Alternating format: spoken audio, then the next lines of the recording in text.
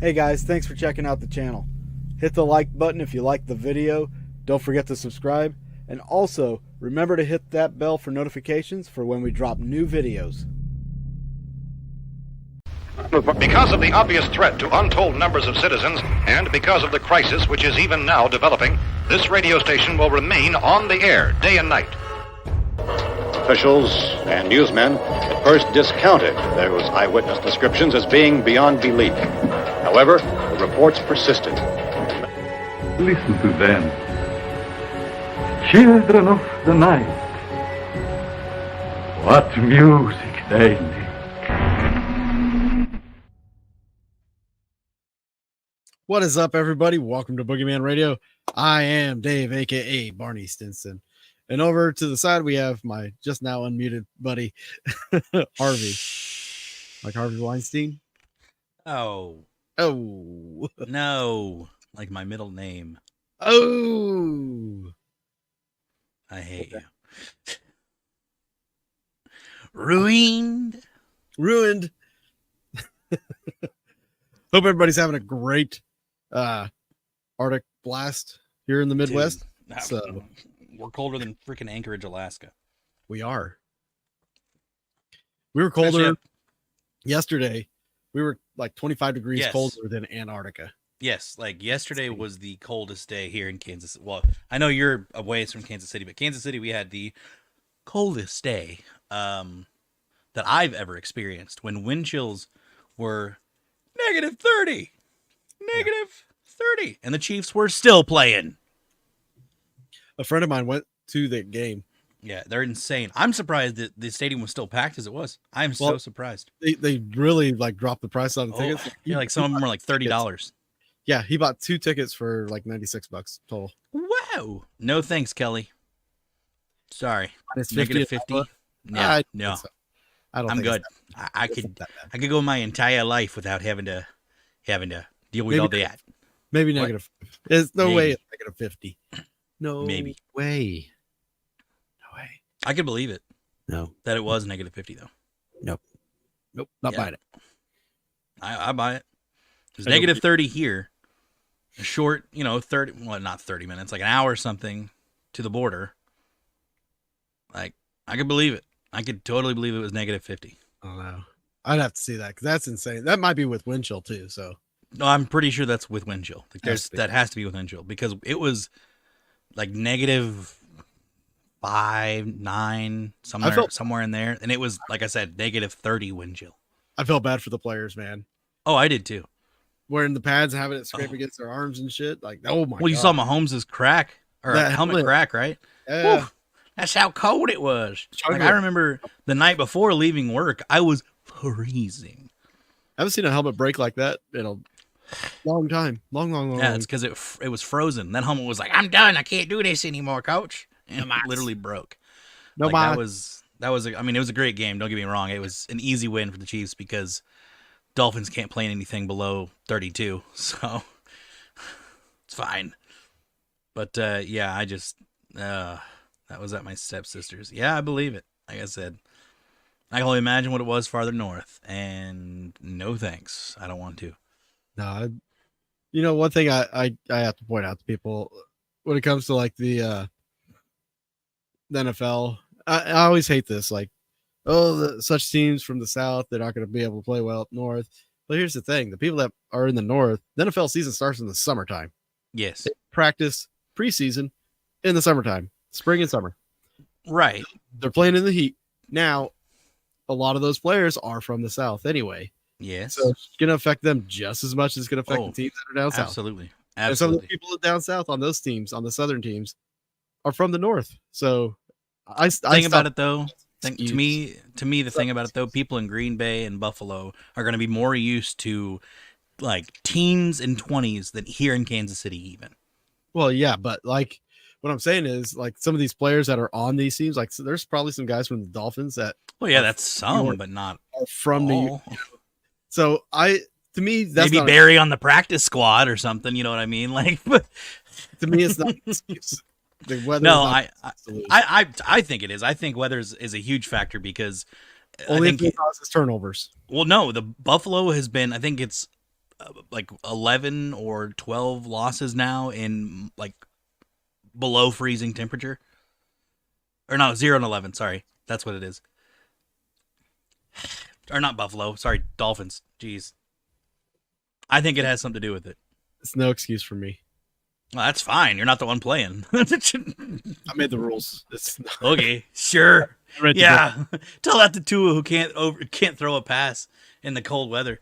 But Mahomes is launching rockets at perfect, pretty much like still. He's doing great. It's Mahomes. You're not wrong. It is Mahomes. But Rice had a great game. Anyways, like the launch rockets. Hard to feel sorry for $1 million contracts. Yeah, you're not wrong. I completely agree there, Jerry. Completely agree. Deshaun Watson would love to fire some rockets. But Deshaun Watson's out. He's done. That's another Cowboys are also done. That's another. Sorry. I feel so bad for Cowboys fans because they're in complete denial. I knew Green Bay was going to beat them. I was like, oh, I did too, dude. Dak chokes every single playoff, every single one. This year's been different. It's been different. So in football in general, like it's just been different. Oh, NFL is so weird this year. I agree. Yeah. Well, we can get into that. That'll be a conspiracy show for later, after the playoffs, or after the Super Bowl. We should do a NFL conspiracy video. Are you okay? Yeah. You having a stroke or two? No, I read your private message. I was like, what are you talking about? But we're good. But no, I was even like Dallas. It was, I think, like 15 degrees, like 20 degrees. We're in a stadium too, though. Whoa. Well, yeah, but still, like, wow. The dome. Yeah, I obviously don't know what the Bucks are gonna do with Eagles. I tell you what, in those cold weather games, I feel sorry more for the announcers because they're sitting in a booth with no glass, no heat in it. Like they've probably had some space heaters or something, but like they're standing still. Oh yeah, and not like out there running around and building up body heat. They're out there. They're just standing still. Those guys have been freezing. Oh yeah, but, I mean the refs would be freezing too. I mean they're still moving, but they're still gotta be freezing. Oh, I like snow games. I hate the freezing wind, like that biting wind. Same. That's the worst part of it. Andy's beard was literally freezing. I know that was great. The walrus. Yeah, it's great. Guys, no matter what the weather throws at him. I know you guys expected Christopher Booth tonight. Unfortunately, he had to cancel. He said he wasn't feeling well. So get well, Chris. We're going to reschedule him possibly in the future. Yeah, but it is the season to get sick. Totally understand. Yeah. I mean, I'm just getting over being sick. So there you go. We did plan ahead though. We've got a good episode for you guys. One of the most famous UFO crashes in America that isn't Roswell. This would probably be like the second most famous one. And that is the Kecksburg incident. What? What's the Kecksburg end of it, Dave? I've never heard of this one. UFO crash in Kecksburg, Pennsylvania. Some interesting stuff that came from this. Some interesting eyewitness reports. And it actually happened not recently, but like in a more modern time where people are still alive that remember this. So we're going to talk a little bit about what happened, some eyewitness reports, things that happened afterwards, and even stuff that's happened involving this incident within the 2000s even. Yes. So I will say, before getting into that, though, I do want to talk about some more recent events in the possible UFO, UAP, alien, like, discussion. Yeah. So the first one I want to talk about, and I'm sure a lot of you that keep up with this stuff, the Florida Mall incident. I want to say it was around New Year's or something like that.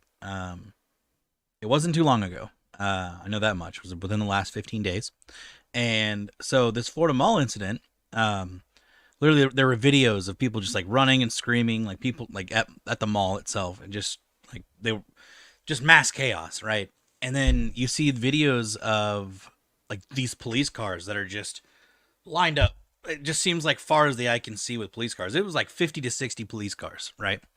That's a lot of police presence for a mall. Like, you would think like something like someone's, active shooter, stuff like that, but it was very interesting when you really get down into it. So the initial reports that a lot of people were saying were that there were possibly aliens at the mall, like huge, like 10-foot tall aliens. Why would they be at the mall though? That's the one thing I've kind of wondered about this whole thing. I don't know. Stranger Things. Why is there a what was it? Was it Russian?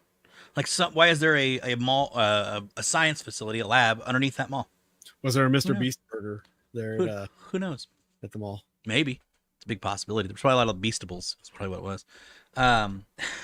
They mentioned that in like every 6-7 minutes in their video. Anyways, so yes, there was like reports of 10-foot tall aliens, and they actually obviously had a press report about it. Like, they talked about it. And the first initial reports were 4 teenagers causing a ruckus. Mm-hmm. You don't have 60 friggin' police cars for teenagers causing a ruckus.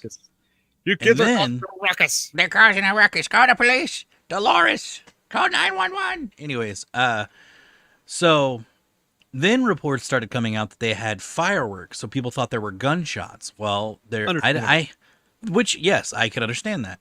But I have yet to see any video reports or any video of the supposed fireworks or gunfire or anything. Well, here's the other thing that, real quick, like if there were gunshots and stuff, how many school shootings have you seen like 60 cops at? Right. 60 cop cars. You do, but it's like well after the fact.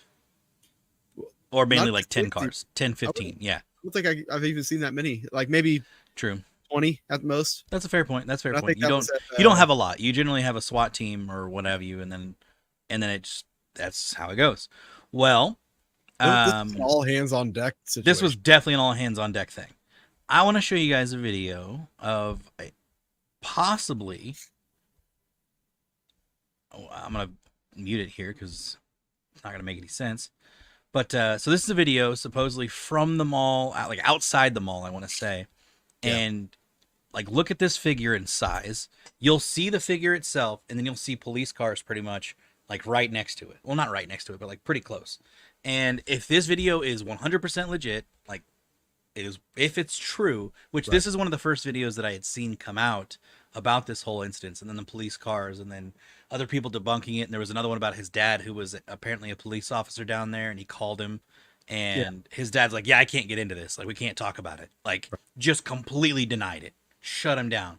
And it's just like, okay, it's not weird. To me, it's not weird at all. Because if it's just 4 teenagers with fireworks, be like, oh, yeah, it's just 4 teenagers with fireworks.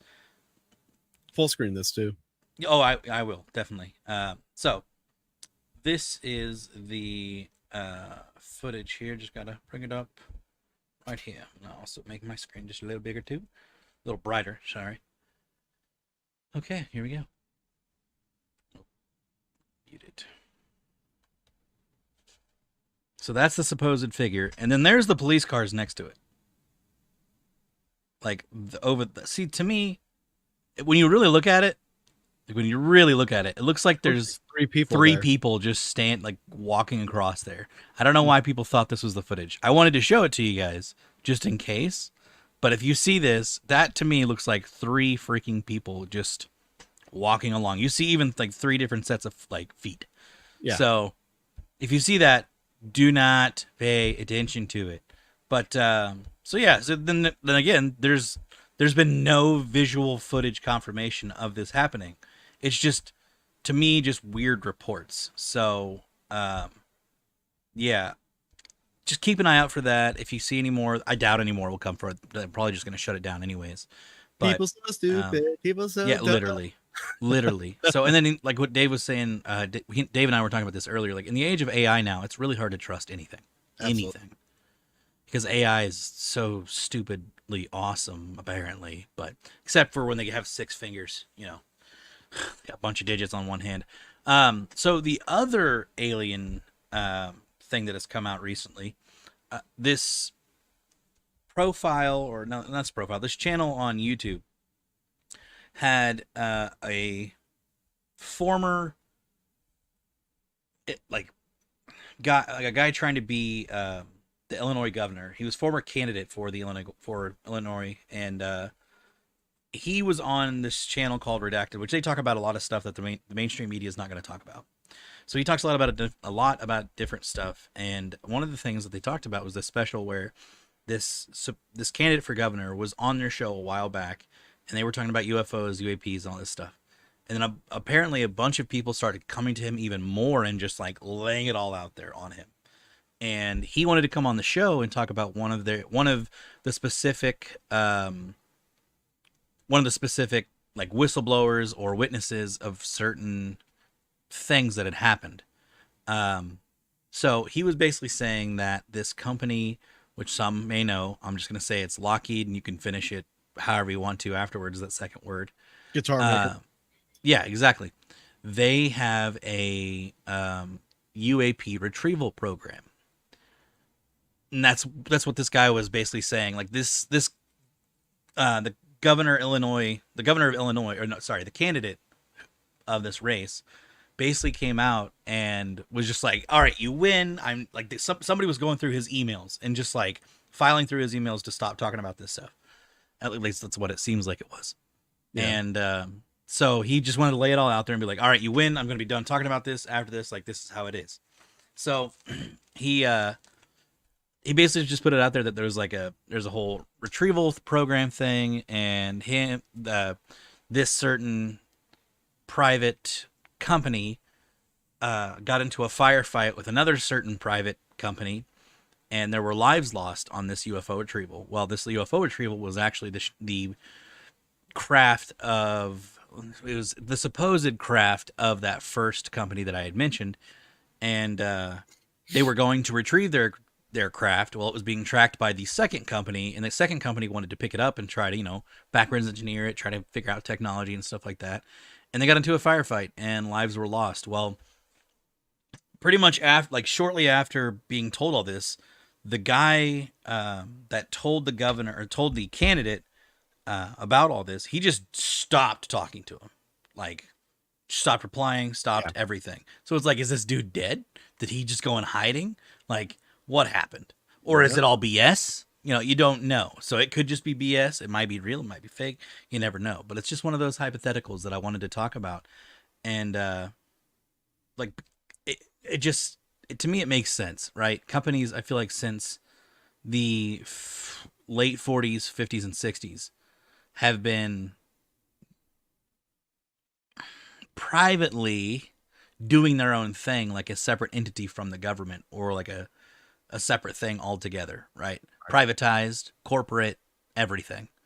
Yeah. And it's really scary when you think about it, how much power that companies can have. So just keep that in mind. But that's one of the latest things that I'd heard, and I thought that was very interesting to talk about. But yeah, that's it for my 2 things. What about the Keck stuff? What do we got going on there? Well, before we get into that, I'm curious to know, and you guys, you can comment below, comment in the chat if you're watching live.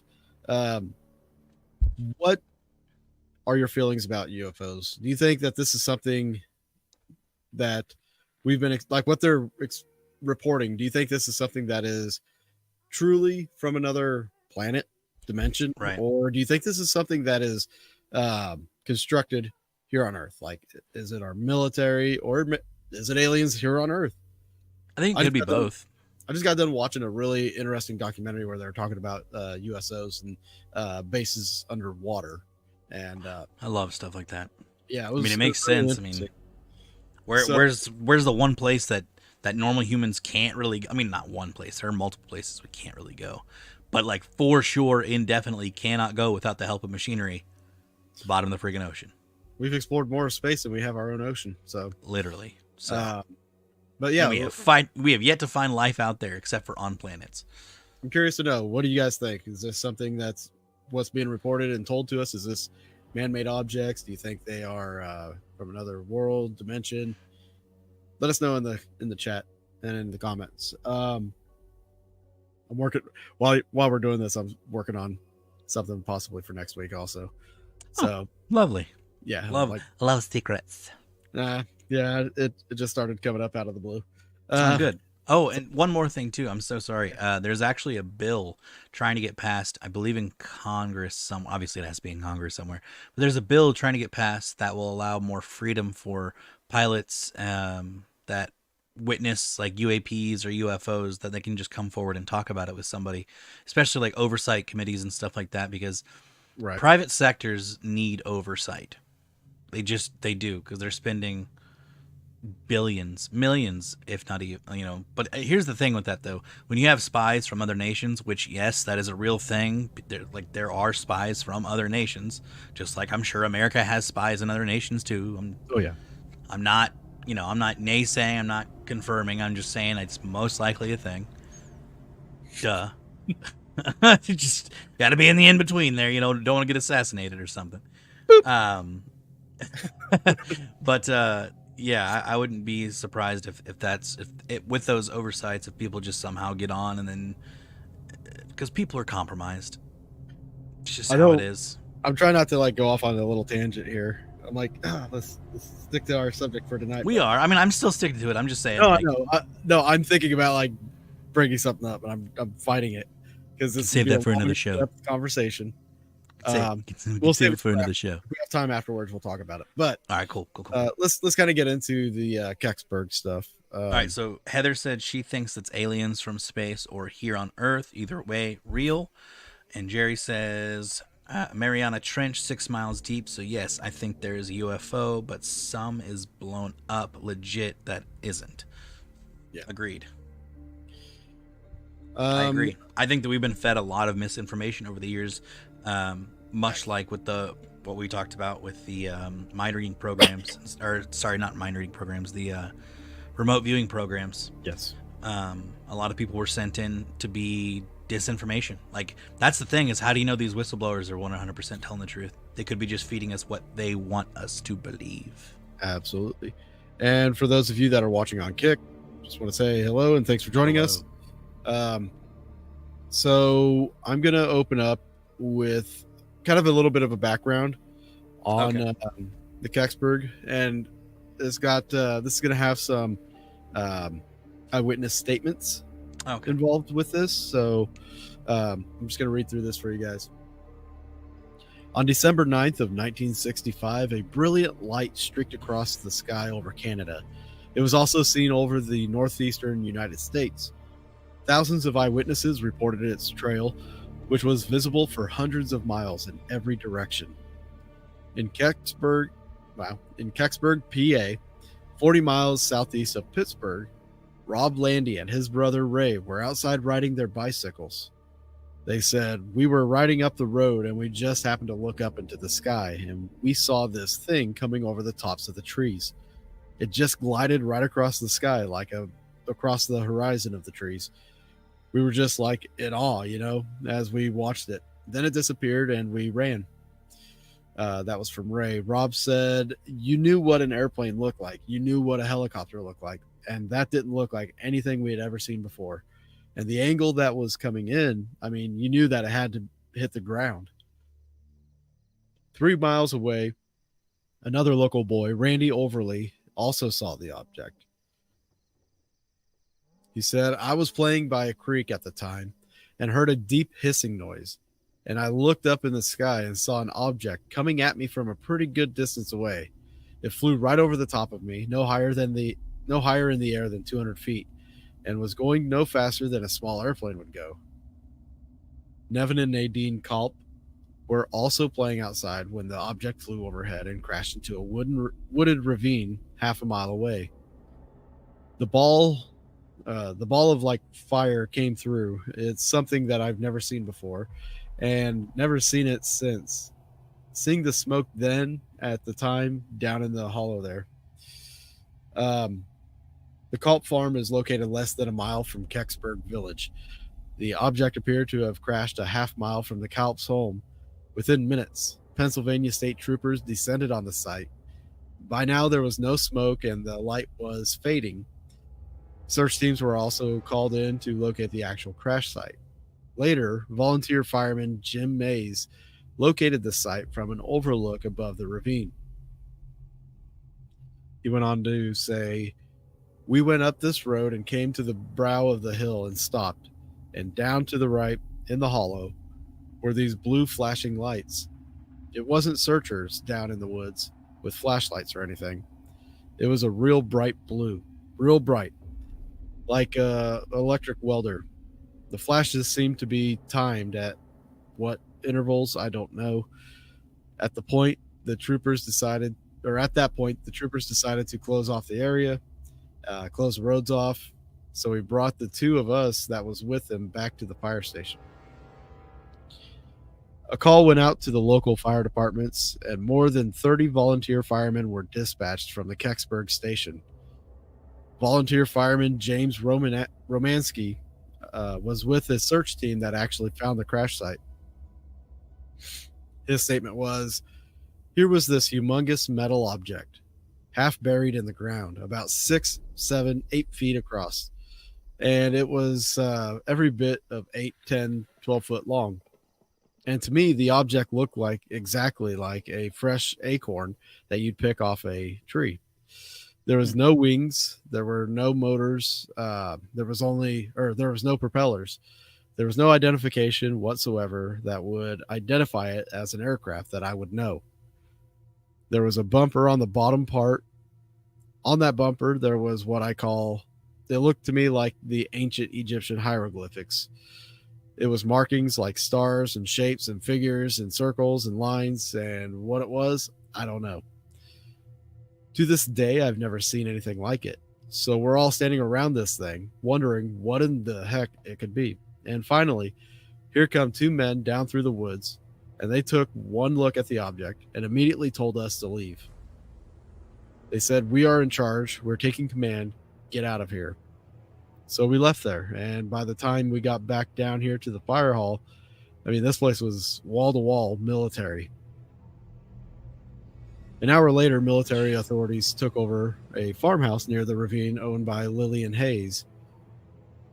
She said, "Well, the military was coming in and out of my house all evening, and they were making a lot of phone calls, and they were standing around in groups talking. I have no idea who they telephoned. No calls turned up on my bill." That's crazy. 19-year-old Bill Weaver was one of many spectators who tried to catch a glimpse. He said, "I looked down in there myself. I seen there was something down in there and that had bright lights on it, but I couldn't see the object itself. Sometime later, I seen a van-type truck pull up there. There was some men dressed in moon suits, we called them at the time, and they had a light-colored box, roughly 5 foot square. They carried it down into the ravine. The box seemed too small to hold the object itself. Maybe there was something inside the object that the military wanted to remove." Back at the Kecksburg fire station, Jim Romansky and the other volunteers waited for orders. He said, "We looked up and here comes this Jeep down over the hill with its red lights on. And right behind the Jeep was a large flatbed truck. And on the back of the flatbed was this covered object. And on down the road they went, and where they went, I have no idea." UFO researcher Stan Gordon believes the government knows what happened. He said, "Whatever came down in Kecksburg that night is of high importance to the military agencies. Most mysterious thing about the whole case is the fact that after 25 years, the government still refuses to give us any actual information on what occurred." Stan Gordon interviewed dozens of Kecksburg eyewitnesses and has examined several theories. He says astronomers who looked into the case at the time basically felt that the object in question was a Bolides, which was a very bright fireball type meteor.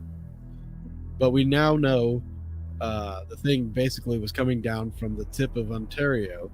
It appeared to have made about a 25-degree turn to the east near Cleveland, Ohio. And the interesting thing is now that the new data suggests that the object made a turn towards the south, and then the object made another turn towards the village of Kecksburg, where it was proceeding towards the northeast. Within several miles of the crash site, multiple witnesses tell us that this object was coming in at a very slow speed. Meteors do not make controlled turns. They do not come in at slow speeds like this. And they, in fact, do not glide in, which this thing apparently did. Jim Mays is still baffled by what fell from the sky that night. He said, "My personal opinion, what landed in Kecksburg that night was a capsule of some kind. From whether it was one of ours or foreign, I have no idea." Another theory put forth by Stan Gordon is that the object was space debris. The government has always monitored not only U.S. space activity, but also launches from other countries. Going back into the records we have from NASA and documents that we have from other agencies, they apparently have no loggings for any type of space debris on the data or on the date and time of this observation. So we have to look to other possibility. Could this indeed have been an extraterrestrial spacecraft? Maybe. Stan Gordon obtained through the Freedom of Information Act the official Air Force record of the Kecksburg incident. He said that the report indicated that there was quite a lot of interest by the government agencies as to what the object may have been. There were memos and there are requests for information from Houston Space Center, from NORAD, from the Air Force Command Post, the Pentagon, even the chairman of the Office of Emergency Planning requested information. The official Air Force explanation was that it was likely a meteor. And basically what it goes on to say is the fact that the search was called off around 2 a.m. and that nothing was found, but evidence indicates that something indeed was found at the site.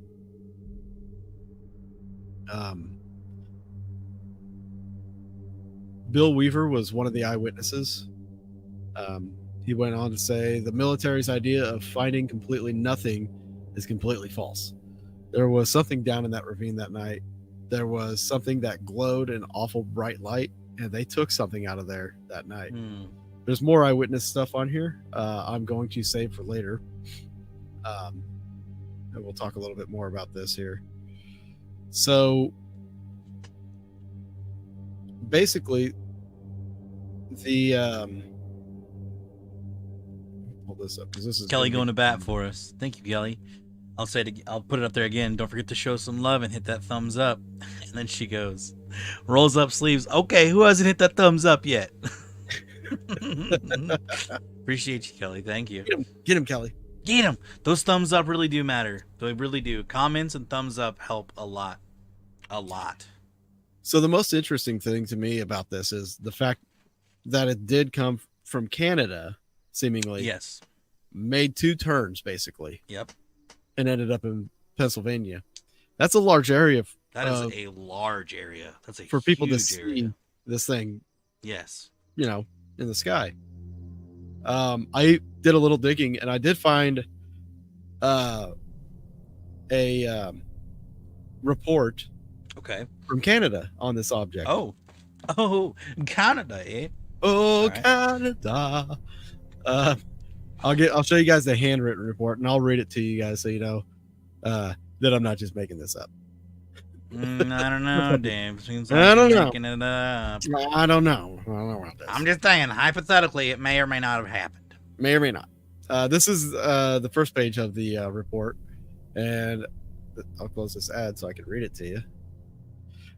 It says, this is dated December 9th, 1965.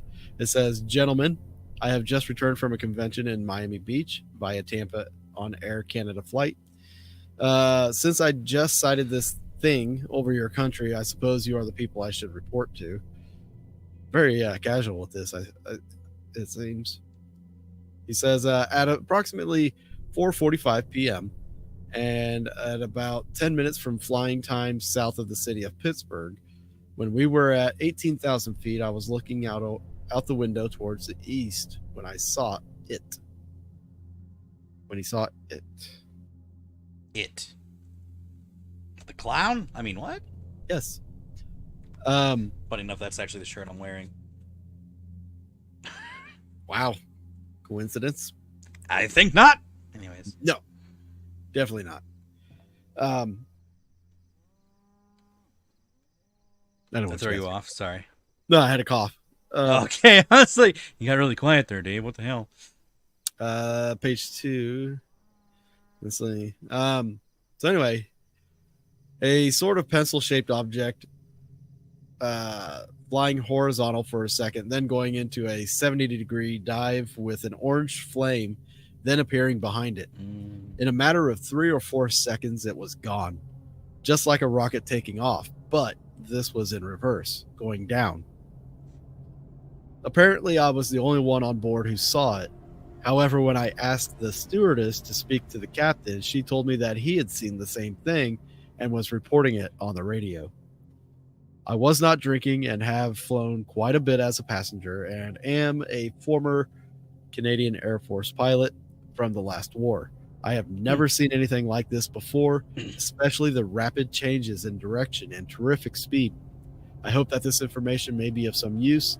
Yours truly, and the rest of that's been redacted because they don't want you to know who it is. Interesting. Of course. So here's what I find the interesting aspect of this is, for years, decades even, we've been told that this was an acorn-shaped object. Yes. But this guy said a pencil-shaped object. Interesting.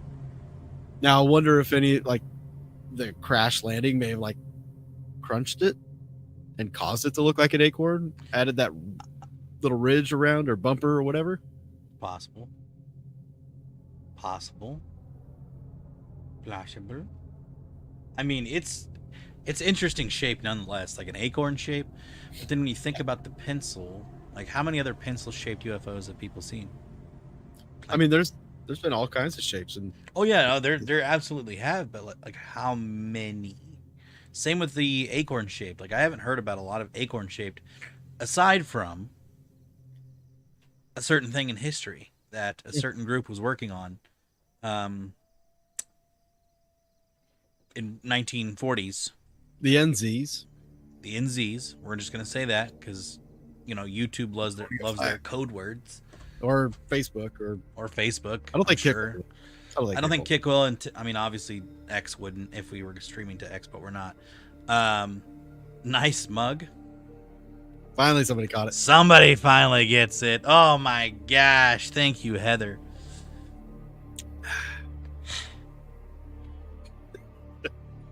So yes, as we all know, because of Operation Paperclip, files were obtained that a certain group was working on flying craft, and not traditional flying like airplane flying craft, more like the camera went blurry for a second, more like your cylindrical. I think it was just light change. Cylindrical weird object craft. Where they got the idea for this, some think that aliens were actually working alongside them. Some think that their scientists were actually just really smart, and some think that they got it from, what is it? I don't want to butcher I don't want to say the wrong culture, but if Sears you're familiar, Roebuck. what? Sears Roebuck catalog. No, I was going to say more of Vimanas from history. You know what Vimanas are? Vimanas, of course I do. Okay, good. We did anybody exactly. I was like, come on. So inspiration could be from Vimanas as well. So it's very interesting though that they found that this craft. That's in the music. I know. I was like, who pushed the play button? What happened? Hey, Cassie, good to see you. Thank you. There she is. Dave just got me earlier. Gosh dang it. Not a good one either. Friends of Oprah. It's fine. Yeah, we'll just leave it at that. Don't need Oprah coming after me now, too. So you're just gonna call it all upon yourself. It's gonna come cascading down. it is like Will Smith is gonna slap you. as long as I don't say his wife's name, I should be fine. Oh, I have something to tell you about that. Anyway, We'll talk about it later. Yeah, So, to me, it's very interesting. Now, do we want to get in? How much do you have left to talk about it? Like, what all do you have left about? You got a lot left? yeah. Oh, okay. Then let's get into that because I wanted to talk about the possible debunkings, but let's wait on that then. Yeah. Okay. Yeah, there's plenty more like eyewitness statements on this page, which is unnatural. Like it's not normal Yes. for there to be so many eyewitnesses. But apparently, like with the flight path that this thing took, I mean, it's a lot of people saw this. It was. And then landing, early in the night, like it's when kids played out till dark. Kids played outside, so a lot of people saw this thing. Let's see here. But did they have social media to report on it? That's it. That's exactly right. No, they didn't. Let's see. That's why aliens could get away with more stuff back then. Or our government, whatever you want to say. So, It's Bill Weaver. Yeah, go ahead. I was going to say Bill Weaver was one of the eyewitnesses. He said the military's idea of finding completely nothing is completely false. There was something down in that ravine that night. There was something that glowed. We already did that one. Many eyewitnesses reported seeing the military convoy coming out of the ravine. John Hayes was only 10 years old when a flatbed truck with a large covered object on the back rumbled by his bedroom window. He looked out and said, "What?" Well, he didn't say it then, but he said in this article, "What the heck was on the back of that? I had no idea, but it was about the size of a Volkswagen Beetle from the distance I was at." According to Stan Gordon, eyewitnesses identified the military unit as an Air Force radar squadron based in Pittsburgh. Gordon believes the unit was part of a top-secret operations investigating UFOs. He goes on to say there was no entry at all for December 9th of 1965 in the December log of all activities for that squadron. That tells us that somebody apparently wanted to keep all the information associated with the unit's involvement in that site away from public information. We can see the fact that the government has not told us everything they know about the Kecksburg case. And that's a good point too, because like instead of redacting stuff, why not just not write it down? Keeps it out of the Public Information Act. That was to you. True. Charles. That is very true. Okay. Yeah, no, absolutely. That's absolutely true. Question, how cold is it there? You don't have heat in that room, do you? I have a small heater in here. Is it working? Yeah. Okay. Keep my legs warm. I looked over at you and I was just like, you look really cold. Nah, I'm good. All right, good. Just making sure. So James Romansky, a volunteer fireman, doesn't believe the government reports. What? Somebody doesn't believe the government? What? This is groundbreaking. I'm from the government. I'm here to help. What? Help who? Myself. He said official reports that the military and government put out, as far as I'm concerned, are a bunch of bull. If this thing was a meteorite, then why didn't they just bring it out and say, here it is? Let the reporters take pictures of it. Let the firemen see it. Let the people in the area see it. Exactly. Why the big mystery? Exactly. Which is a very good point too. Like, if they're gonna go out and just just a meteorite that we found, so why were you hiding it? Why did you cover it up and haul it off without anybody seeing it? Why didn't you let people take pictures? Is it adamantium? It's adamantium. Yes. Adamantium, whatever. Yes. Like, is that why? It's a precious metal that nobody can see. That's why. My precious. And yeah, exactly. My precious. Exactly. The government's gotta have it. I mean, you gotta think. I wonder how. Like, I'm sure they're like space materials. I'm sure go for millions of dollars. Yeah. Like meteorite and rock and stuff like that. Yeah. I'm sure it can sell for. Oh man. Go ahead. I was gonna say if we ever wanted to do an episode on stuff like that, it'd be a sciencey episode, but like that'd be fine. Educational. My friend Steve Arnold, we could have him on. He was one of the main guys on Meteorite Men. Yeah, I'd love that. Yeah, I bet I could get him on here. That's a good idea. Write that down. I'll have to reach out to him. I talked to him the other day. You know, one of my favorite things that I like when you talk about rare materials and stuff. If you go watch the old Avatar movie, The Blue People, the rare metal that's underneath the tree that the humans are trying to take is called unobtainium. Unobtainium. What kind of name is that? That's lazy writing. That is. That's lazy. We need this mineral called unobtainium, and we're going to call it unobtainium because you can't get it. That's like dad humor. It is dad humor, absolutely. That's But the dads like looked at each other and go, "Oh, got him." That's a good one, Bill. Put it in the script. Yeah. Sorry. So Stan Gordon, the UFO researcher, concluded with this. Either one, we're dealing with some highly advanced space probe, probably out of a foreign nation that appears to be very highly technical for what we knew about in 1965, or the possibility exists that we may have indeed been dealing with an extraterrestrial spacecraft. Now, obviously, everybody's going to jump to the UFO kind of thing, but the very first one, option that he presented there, absolutely makes the most sense to me. That we are dealing with a highly advanced space probe, or something out of a foreign nation that's highly technical for what we know in 1965. So, and the reason that makes it more sense to me is because, like, you think about the stealth bomber, right? That thing came out 50 years after it was actually developed. It was developed in the 50s. Right. Like, imagine how advanced, like, leaps and bounds. Well, did you see the? Oh my gosh, there was actually a new ship just unveiled, like a new plane. Oh gosh, was it Lockheed Martin too? Hold on, I gotta find it while you keep talking. Sorry. New spacecraft. But it makes sense, and especially like you were kind of hitting around there at the earlier portion, the descriptions of this bell-shaped or acorn-shaped object fits right in with Dick Glocken, a device that was being built by the Enzis during World War II that apparently went missing, right? Yep. So speculation on that, was the Germans creating a spacecraft, a time machine, just a regular aircraft? We don't know. Right. But it went missing. And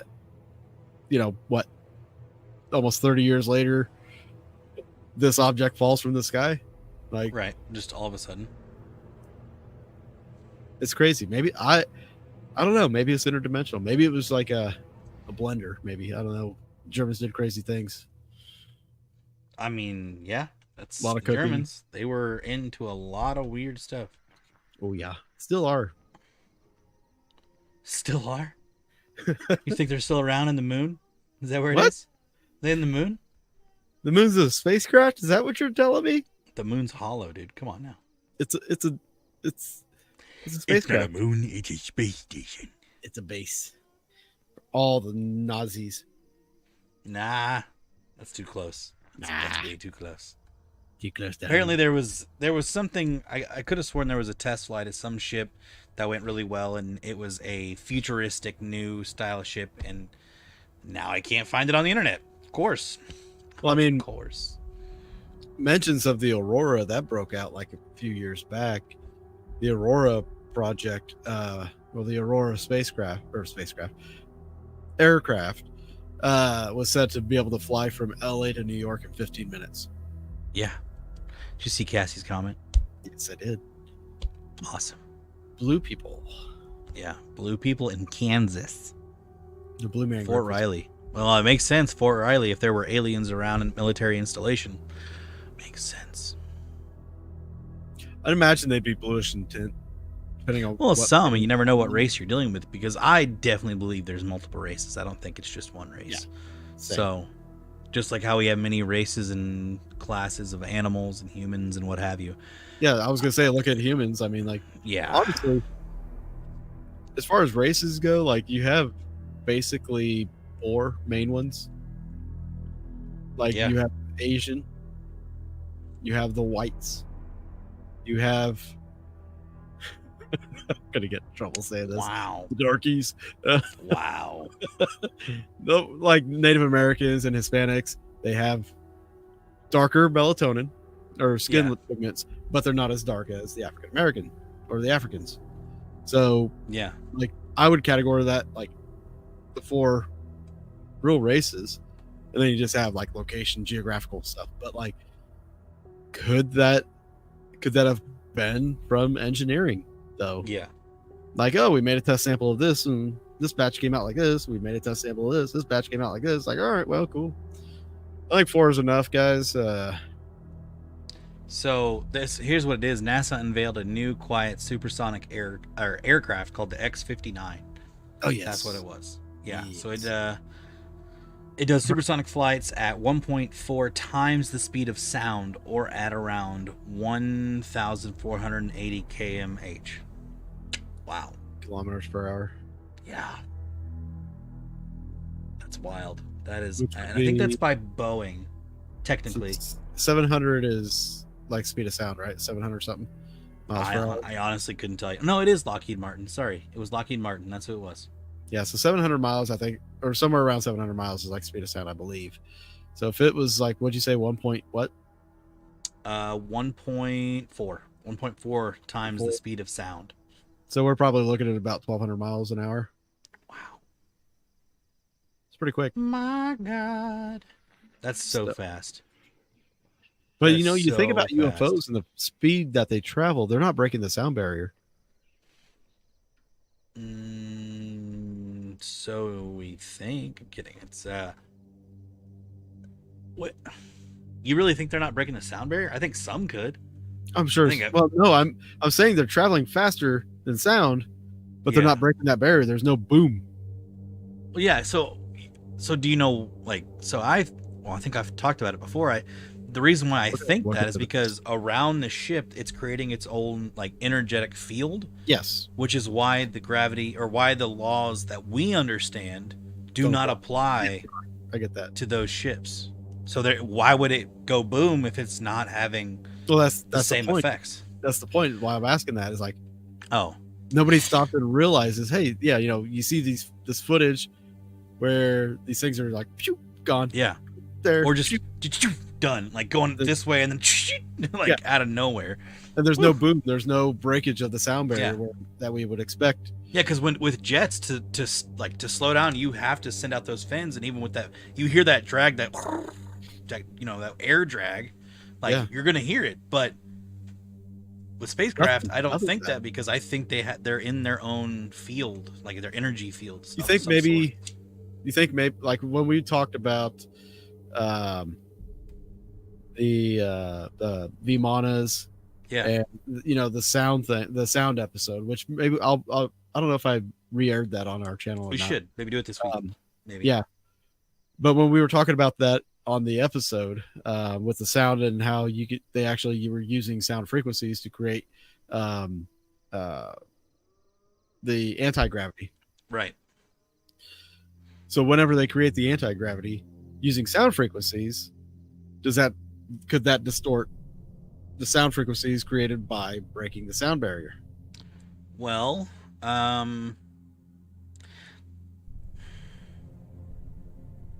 that's an interesting thing. Then why don't we hear sounds? Exactly. Nobody ever associates a UFO sighting with sound Huh. because they're using that frequency that creates that. Yeah, because Anti- people always think levitation has to be with air or some. No, you can levitate things with music, with sound. frequency. Yeah. So So, huh. we're not hearing the sound because it's below the level of our own perception and hearing. But like that anti-sound or I forgot what it's called. I'll remember it later. But that anti-gravity, dark noise kind of thing. it was like an anti-sound. It was like antimatter, but in the frequency sense. I forgot what they called that. Okay.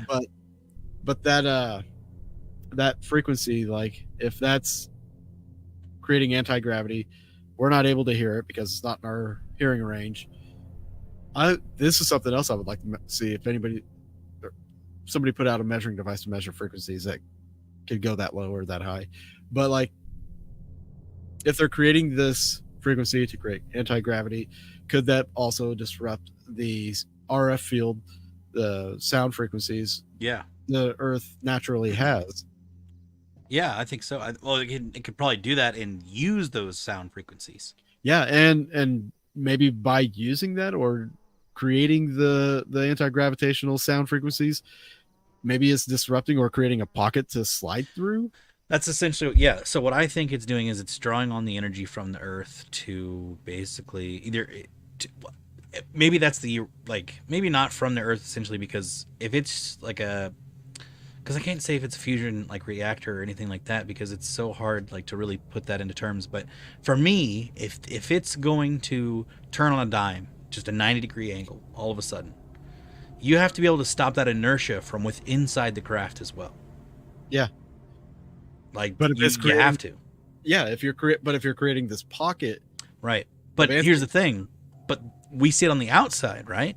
So maybe there's no inertia on the inside, because why would there be no inertia on the inside? If it's where's the inertia from that field itself?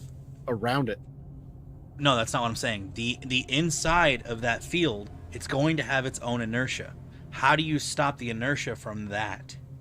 Well, here's what I'm thinking. Like, let's say like a gyroscope. Gyroscopes can create like a motor nonstop. It's free energy basically. Okay.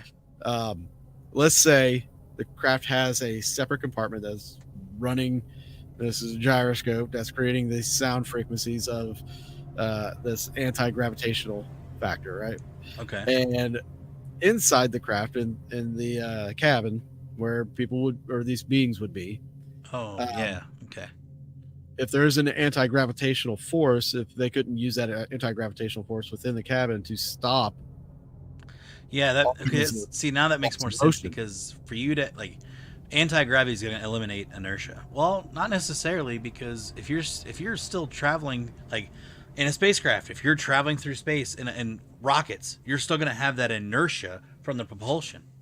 But if there's something generating enough force within that cabin to like pressurize or whatever, make it anti-gravity itself. Well, not just anti-gravity, but keeping think of like submarines, how they have to keep cabin pressure, right, to keep things normal, so we don't have whatever that thing is where you get oxygen in your blood and it rises and kills you. Like the G-forces? No. Oh, it's like when you're scuba diving, you have to slowly ascend. Oh, you can't come up too fast. Yeah. So think of like subs. They have to pressurize those cabins so that doesn't happen to you. What if they have to do some kind of pressurization or something within that cabin to equalize all the pressure and all the movement and everything? Like that's what I'm getting at. Maybe there's obviously it's going to be a higher level of intelligence and equipment that we have. Oh yeah, that I'm even able to explain or talk about. I'll say for me, because I'm trying to figure out how. Yeah, like I'm sorry, I might have to sneeze. But this is the only way I can logically make how we can perceive it. Yeah, it's not. Yeah, we want to try to perceive it on our own dimensional thoughts, or not dimensional thoughts, our own thoughts. So there's not necessarily anti-gravity, but increased gravity for pressure, and also like there's a video when we did the sound thing where a guy was using sound and he was levitating a ping pong ball, but the ping pong ball wasn't moving anywhere side to side. It was just going up and down, staying right there in one spot, because he had two forces. Sound coming around all around.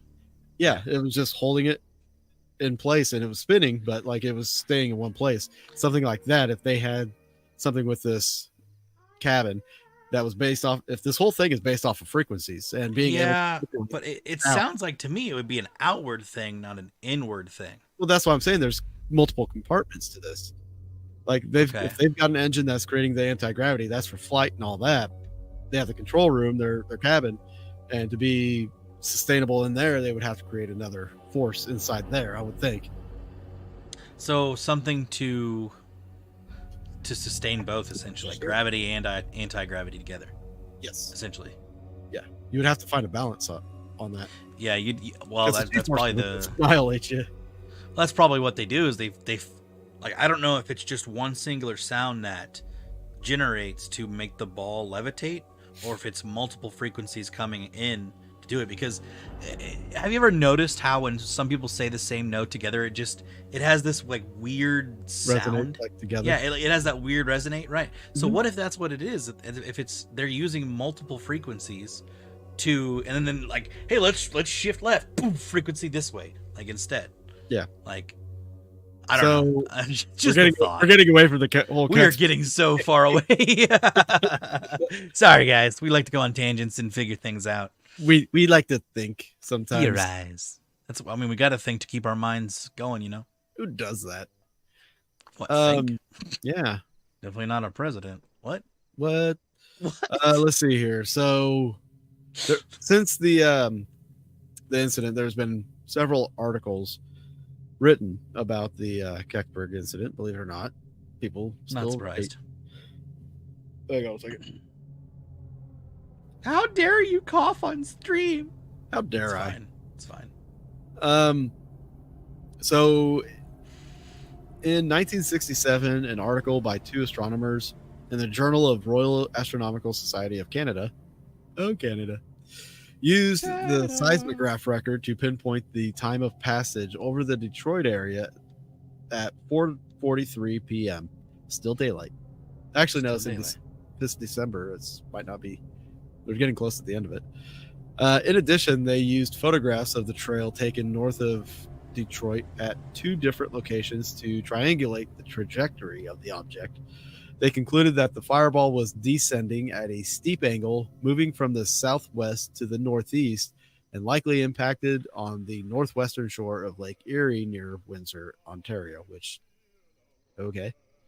Right. The trajectory was at nearly right angles to the proposed earlier by Sky and Telescope, or a trajectory that would have taken the fireball in the direction of western Pennsylvania and Kecksburg. Thus, if the calculation was correct, this would rule out the fireball being involved in any way with what may or may not have happened in Kecksburg. The article is often cited by skeptics to debunk the notion of a UFO crash at Kecksburg. However, the JRASC article has been criticized as lacking any error analysis.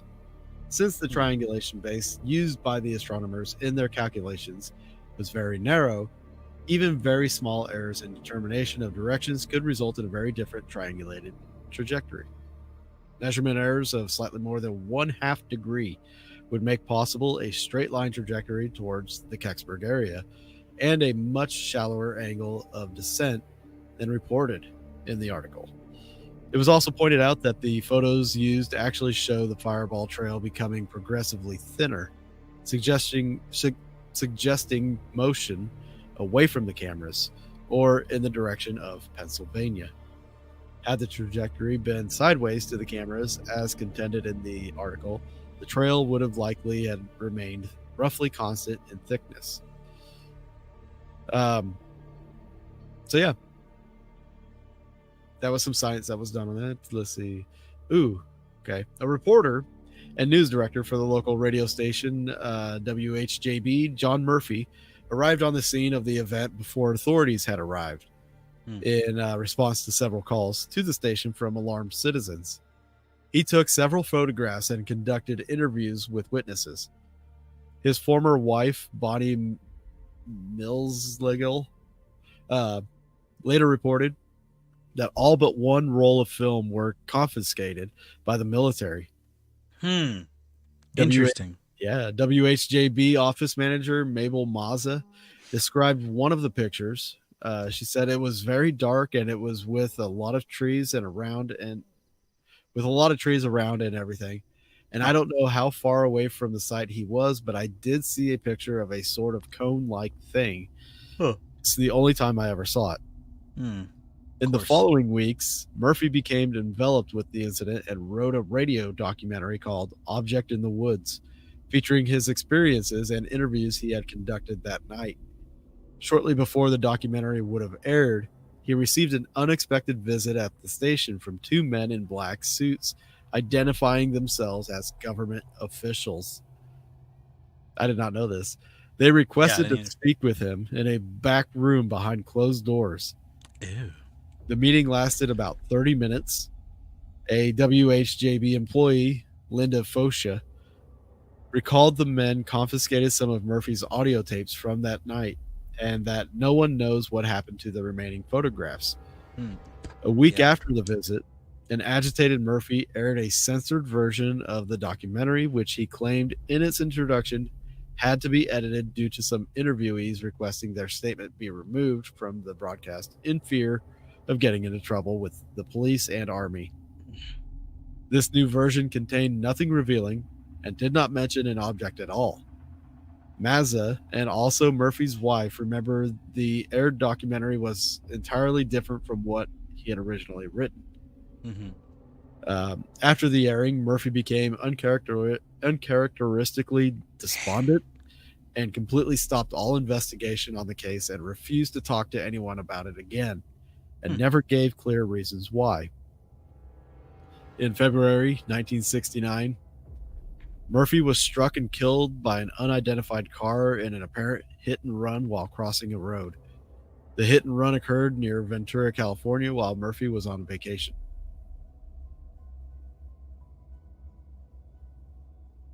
Sad. So sad. This guy had information. Oh, 100%.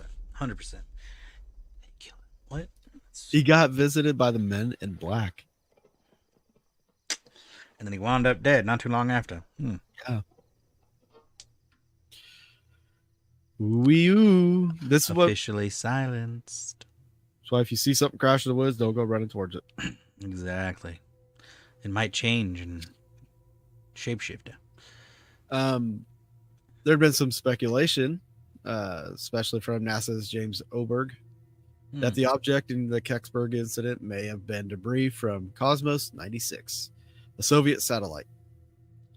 Cosmos 96 had a bell or acorn shape similar to the object reported by eyewitnesses, though much smaller than witnesses reported. True. However, in a 1991 report, U.S. Space Command concluded that Cosmos 96 crashed in Canada at 3:18 a.m. on December 9th. About 13 hours before the fireball, thought to be the Kecksburg object undergoing re-entry, was recorded at 4:45 p.m. In addition, in a 2003 interview, Chief Scientist for Orbital Debris at the NASA Johnson Space Center, Nicholas Johnson, stated, "I can tell you categorically that there is no way any debris from Cosmos 96 could have landed in Pennsylvania anywhere around 4:45. That's an absolute. Orbital mechanics is very strict."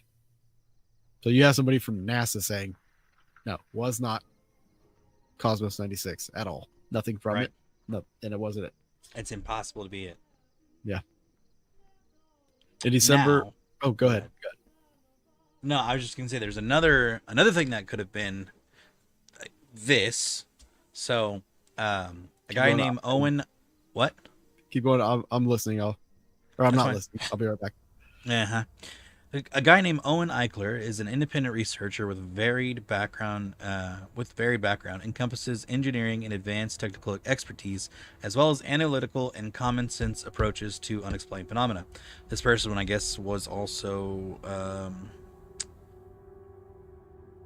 the state director of MUFON at one point. I don't know if it still is. Don't quote me. I'm just saying that's what this article was telling me. And this article comes from Strange. So, Eichler, in his research, found in 1991 then documents released by the U.S. government describing the Mark II re-entry vehicle built by General Electric. Repeatedly launched aboard rockets like Thor, Atlas, and Jupiter, its conical shape is very similar to the Kecksburg UFO incident object. The Mark II had 4 directional jet controls, which could make it maneuver as described by the witnesses, and one of the metals used in its construction was copper, which could explain the green flares observed. Certain brands in its fuselage are also similar to those seen on the surface by the UFO witnesses. The GE's Mark II was being tested as a spy satellite, and in the context of the Cold War, then obviously the authorities could not admit its existence. So, a guy named John Venture, who produced the video Kecksburg, The Untold Story, interviews with witnesses, and next to Eichler, published the article "Has a Top 5 UFO Case Been Solved?" ? Describing this theory, he adds the possibility of the re-entry vehicle that landed in Kecksburg of carrying a nuclear warhead is remote. Witnesses stated they saw people dressed in what they described as full-body suits and carrying something resembling what is commonly called a Geiger counter. Venture says he sent messages to NASA and the Air Force, but received no response. The town of Kecksburg, meanwhile, continues to celebrate their annual festival in July. So, it is a very interesting theory that there was spy satellites being tested by then, around that time, that also resembled this. Could this have been one of our spy satellites that had just fallen, and it just happened to get seen by a bunch of civilians? We'll never know. But I'm okay with a city holding on to that and celebrating UFOs. I'm more than okay with that. Yeah.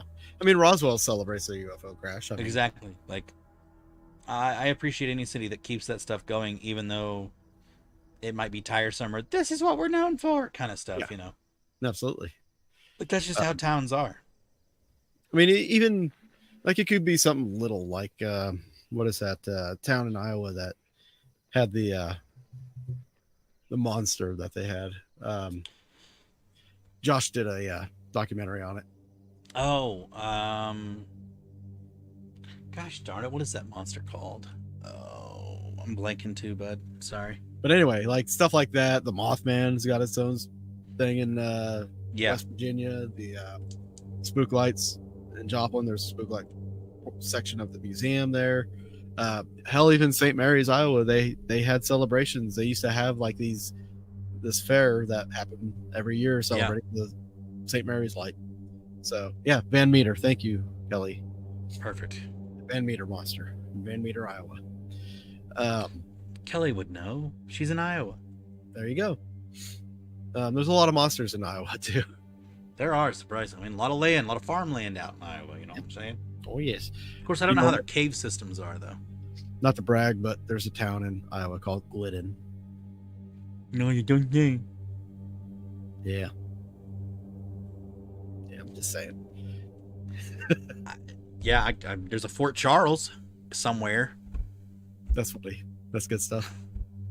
Now my cousins actually went and visited that town, and I guess there's like a celebration of one of my relatives going on up in Illinois here in a couple weeks. Like, cool.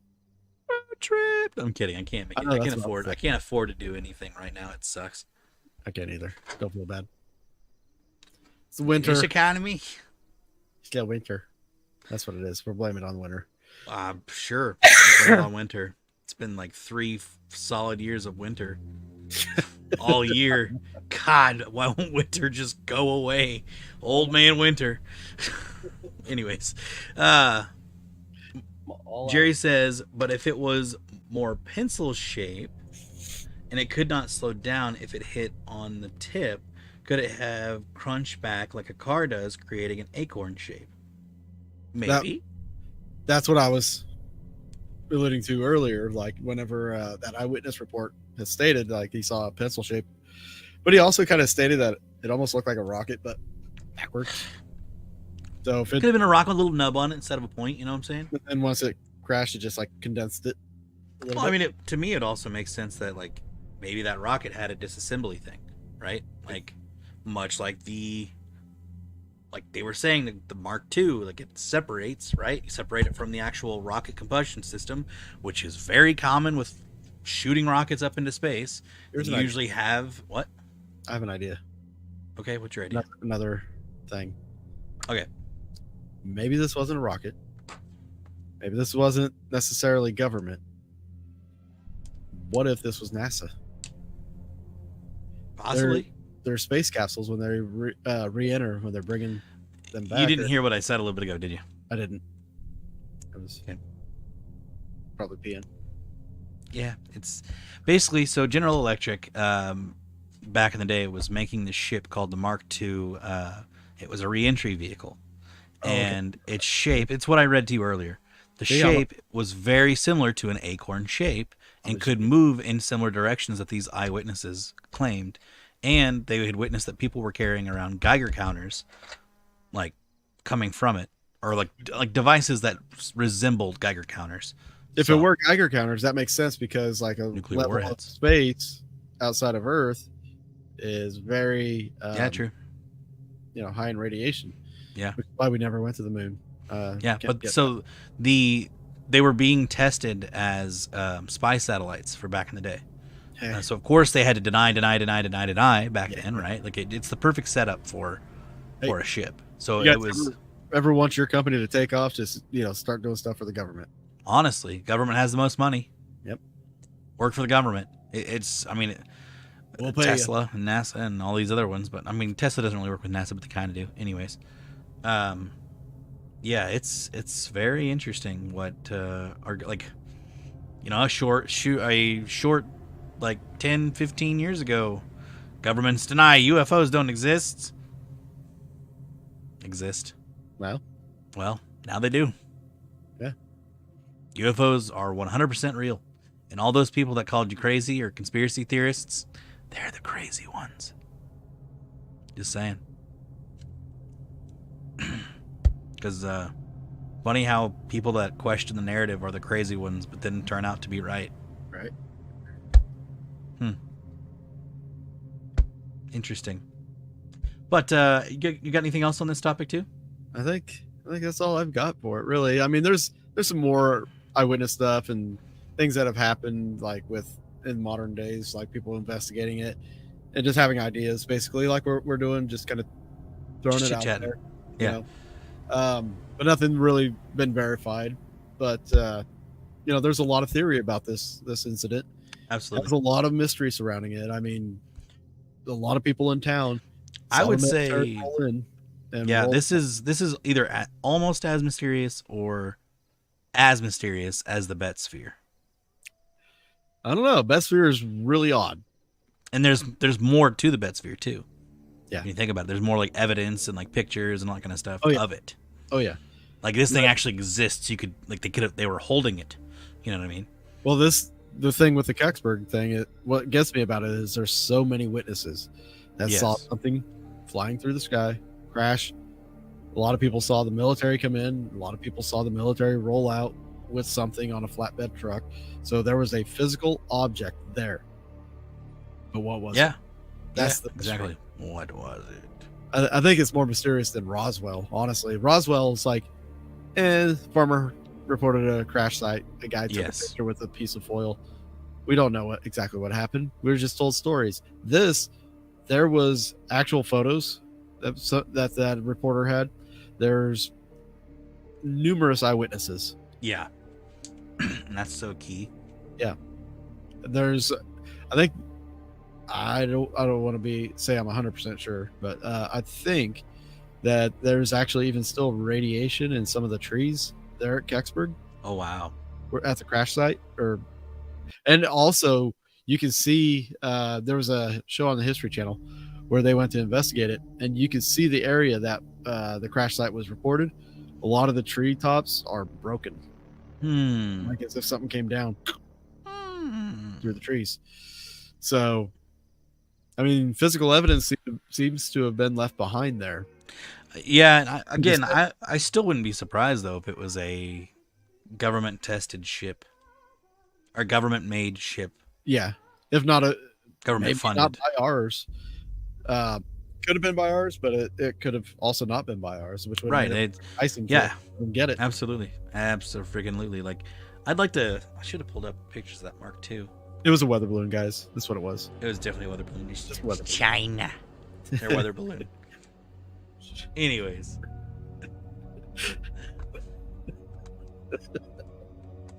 Well, there goes. YouTube hates us again. YouTube hates us again. It just did it. That was you. That was the one. That was the one. But thank you guys for joining us. It was great. Right. We do, like, obviously, we'll see what we can do with Christopher Booth, and we'll go from there. But we do appreciate you guys still showing up and being here and supporting us and watch the video and giving us those likes and those thumbs ups and the comments and just subscribing to the channel. We also just greatly appreciate. Do we have an idea of what we're doing next week? I do. Do we want to know? Do we want to know? We're just gonna be chit chatting. Okay. With like normal a guest. Oh, with a guest. With a guest. Okay. Somebody you guys have missed. I know you guys have missed this person. Like they've been on the show before. They've missed. You guys have missed this person. I can guarantee you guys have missed him. It is a he. I'll admit that. You've missed him, as in like overlooked him or missed having him on the show. You've missed seeing him around. Say context matters. Huh? Context matters. So does latex. Yes. So does Botex. I don't know. Just kidding. That's not a real thing. I know. I'm just being stupid. I'm gonna get my face injected with Botex. Did you guys hear the new thing? It's called Botex. Is it John Long? You'll just have to watch the show next week and find out. Until then, be careful. Don't freeze, please. Do not freeze. This weather's been just miserable. Take care of yourself. Take care of your pets. Yes, don't leave your pets in the cold. And wash your parts. That's right. Wash all the parts. Have a good night, everybody. Thanks for being here.